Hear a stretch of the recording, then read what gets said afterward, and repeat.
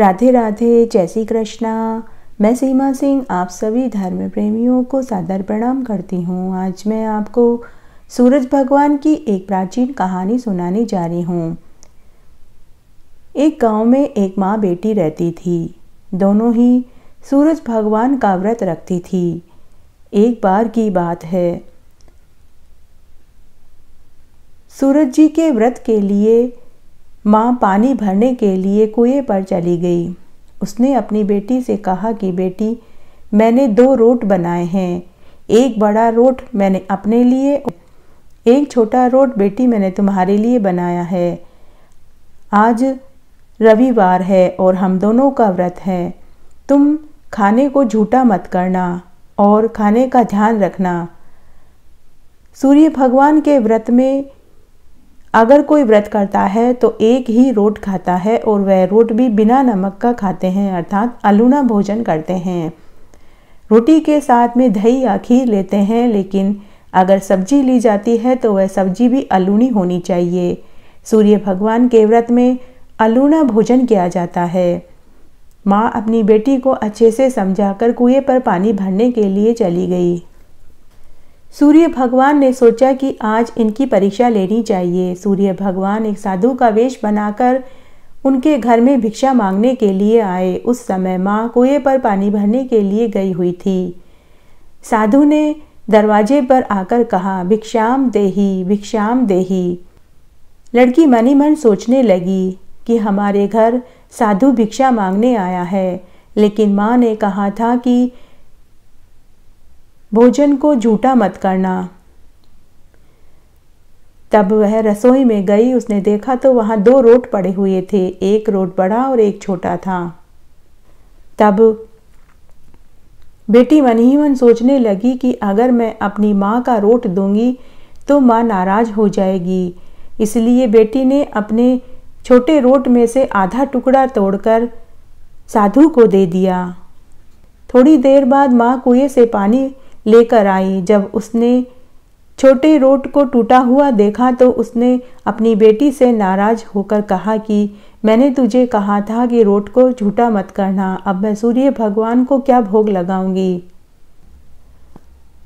माँ अपनी बेटी को मारने के लिए दौड़ी, लेकिन अपनी माँ की मार से बचने के लिए बेटी जंगल में भागकर छुप गई और वह एक बड़ के पेड़ के ऊपर चढ़कर बैठ गई और सूर्य भगवान से प्रार्थना करने लगी कि हे सूर्य भगवान, आपके कारण मुझे घर से निकलना पड़ा। आज मेरा सूर्य भगवान का व्रत था। मैं अपनी माँ की मार से बचने के लिए यहाँ आकर बैठ गई हूँ। अब आपको ही मेरी रक्षा करनी पड़ेगी। तब सूर्य भगवान मन ही मन सोचने लगे कि मेरी वजह से इस लड़की को दुख उठाना पड़ रहा है। तब सूर्य भगवान रोज चूरमे का एक लड्डू और एक पानी का लोटा उसके पेड़ के पास आकर रख जाते। लड़की मजे से लड्डू खाती, पानी पीती और वहीं पेड़ पर चढ़कर बैठ जाती। इस तरह समय बीतने लगा। एक दिन उसी जंगल में एक राजा शिकार खेलता हुआ पहुंच गया। थकान के कारण वह उसी पेड़ के नीचे बैठकर विश्राम करने लगा। राजा अपने साथ एक नौकर भी रखता था। राजा ने अपने नौकर से कहा कि अगर थोड़ा सा पानी मिल जाता तो प्यास बुझ जाती। प्यास के कारण मेरी जान निकल रही है। उसी पेड़ के ऊपर वह ब्राह्मण की बेटी बैठी हुई थी। उसने लोटे में से थोड़ा सा पानी नीचे गिरा दिया। पानी सीधा राजा के मुंह में आकर गिरा। राजा ने 2 घूंट पानी पी लिए। तब राजा वापस अपने नौकर से बोला कि नौकर, आधी जान तो 2 घूंट पानी पीकर बच गई। अगर थोड़ा सा पानी और मिल जाता तो जान बच जाती। लड़की ने वापस से उसी लोटे में से थोड़ा सा पानी और उड़ेल दिया। राजा ने वापस 2 घूंट पानी पिए। राजा मनी मन सोचने लगा कि मैंने 2 बार पानी की बात कही और दोनों बार इस पेड़ पर से पानी गिरा। जरूर इस पेड़ के ऊपर कोई रहता होगा। तब राजा ने अपने नौकर से कहा कि तुम इस पेड़ पर चढ़कर देख कर आओ कि इस पेड़ के ऊपर क्या है। पानी बार बार कहाँ से नीचे आ रहा है। नौकर पेड़ के ऊपर चढ़ा तो उसे उस पेड़ के ऊपर वह लड़की दिखाई दी।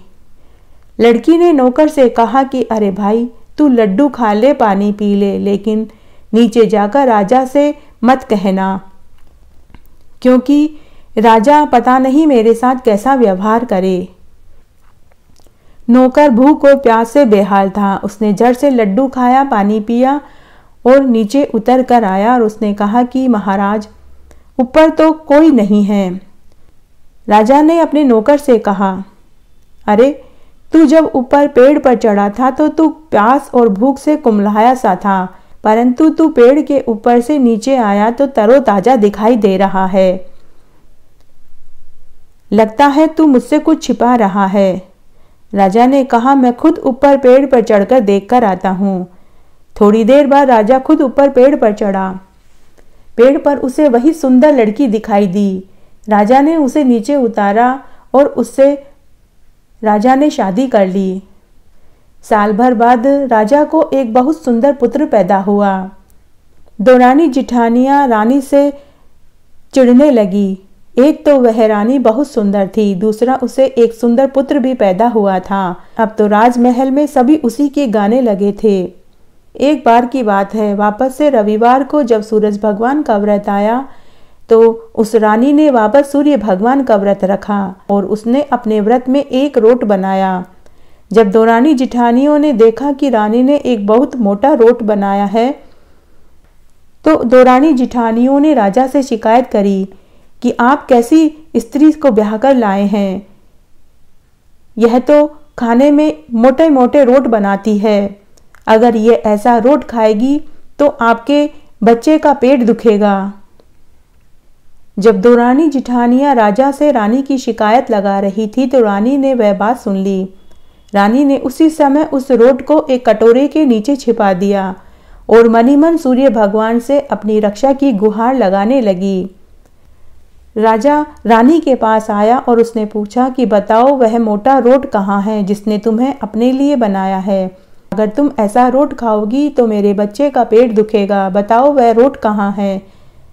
डरते डरते रानी ने कहा कि वह रोट तो कटोरे के नीचे है, लेकिन वह रोट तो मेरे माता पिता ने मुझे मेरे लिए भेजा है। राजा ने जैसे कटोरा उठाया तो उसके नीचे से सोने का सिक्का निकला। राजा ने कहा कि तुम तो कह रही थी कि तुम्हारे माता पिता ने भेजा है। तुम्हारे माता पिता इतने अमीर कहाँ से हैं जो तुम्हें सोने का सिक्का भेजते हैं? इस तरह फिर कई दिन निकल गए। एक दिन रानी महल में झरोके से बाहर देख रही थी। उसने झरोके से नीचे देखा कि उसकी माँ छाजले बेच रही थी। बेटी मनी मन सोचने लगी कि मैं अपनी माँ को महल में रख लेती हूँ। इतने सारे नौकर चाकर हैं, किसी को क्या पता चलेगा कि यह मेरी माँ है। तब रानी ने नौकरों को कहकर उसे महल में अंदर बुला लिया, लेकिन वह अंदर आते ही एक ही बात बोली, बेटी मुझे मेरा रोट दे, मेरा रोट दे, परंतु मेरा रोट साबुत दे। रानी ने सोचा कि यह इस तरह तो सबको मालूम हो जाएगा कि यह मेरी माँ है। दो रानी जिठानियां तो पहले ही मेरी हंसी उड़ाती है। उसने अपनी माँ को एक कोठे में बंद कर दिया और उसमें ताला लगा दिया।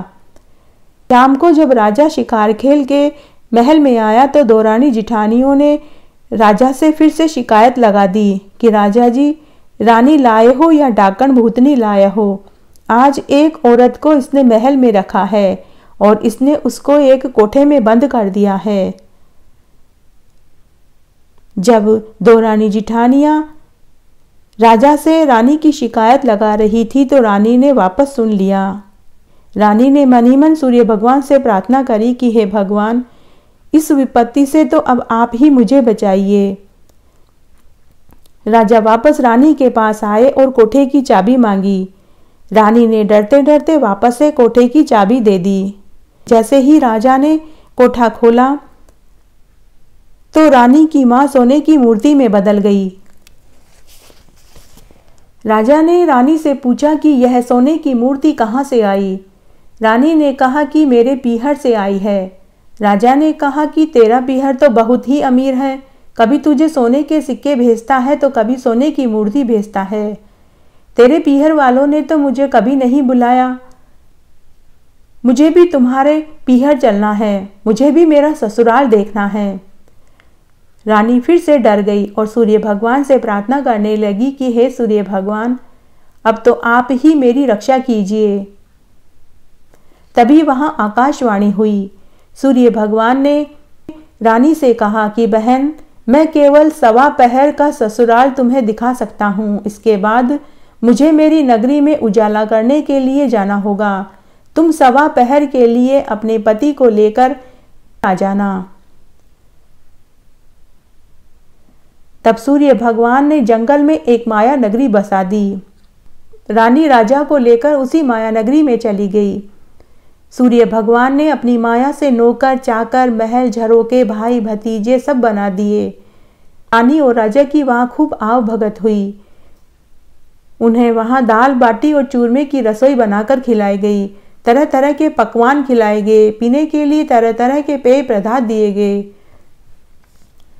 खाना खा लेने के बाद रानी ने राजा से कहा कि राजा जी घर चलिए, कुंवर का पेट दुख रहा है, वह घर चलने के लिए मचल रहा है। तब राजा ने रानी से कहा कि ससुराल का सुख तो भोगने दो, ऐसा सुख और कहाँ मिलेगा। रानी मन ही मन सोचने लगी कि सूर्य भगवान ने मुझे 1.25 प्रहर का समय दिया था, वह समय पूरा होने वाला है। मुझे किसी न किसी तरह इस नगरी में से वापस खुद के घर जाना ही पड़ेगा। तब रानी ने बड़ी मुश्किल से राजा को मना लिया। तब सूर्य भगवान ने उन्हें बहुत से गहने, कपड़े, लाव लश्कर, हाथी, घोड़े, ऊंट सब दिए। आधे रास्ते में आने के बाद राजा ने रानी से कहा कि हे रानी, मेरी धोती और जूतियां तो वहीं रह गई है, मैं उसे लेकर आता हूँ। रानी ने कहा कि मेरे भाई और भाभी ने इतने सारे जेवरात, हाथी, घोड़े, ऊंट और सोने चांदी के सिक्के दिए हैं, इतने सारे रेशमी ऊनी वस्त्र दिए हैं, आप उस धोती और जूती को भूल जाइए। लेकिन राजा नहीं माने। राजा वापस उसी नगरी में गए। राजा वापस उसी नगरी में पहुंचे, लेकिन वहां उसे कुछ नहीं मिला। वहां बियाबान जंगल था। जगह जगह पर राख उड़ रही थी। दूर तक महल का नामो निशान नहीं था। न कोई महल था, न बाग बगीचे थे, न ही कोई मनुष्य था। केवल एक पेड़ के ऊपर धोती सूख रही थी और उसी पेड़ के नीचे जूतियां पड़ी थी। राजा धोती और जूती लेकर वापस महल में आया। राजा ने तलवार निकालकर रानी से पूछा कि हे रानी, सच सच बताओ, यह सब क्या है? अगर तुमने मुझे सच नहीं बताया तो मैं इसी तलवार से तुम्हारी गर्दन काट दूंगा। तभी रानी ने सूर्य भगवान से प्रार्थना करी कि हे सूर्य भगवान, अब आपको ही मुझे बचाना होगा। तभी वहां सूर्य भगवान प्रकट हो गए और उन्होंने राजा को पूरी सच्चाई बताई। तब राजा और रानी सूर्य भगवान के चरणों में गिर पड़े। हे सूर्य भगवान, जैसा सुख आपने उस ब्राह्मण की बेटी को दिया, वैसे सबको देना, कहानी कहने वाले को, सुनने वाले को और हुकारा भरने वाले को। घटती हो तो पूरी हो, पूरी हो तो परवान चढ़े, भूले बिसरे नाम तेरे भंडार में भरे। सूरज भगवान के व्रत का उद्यापन भी रविवार को ही किया जाता है।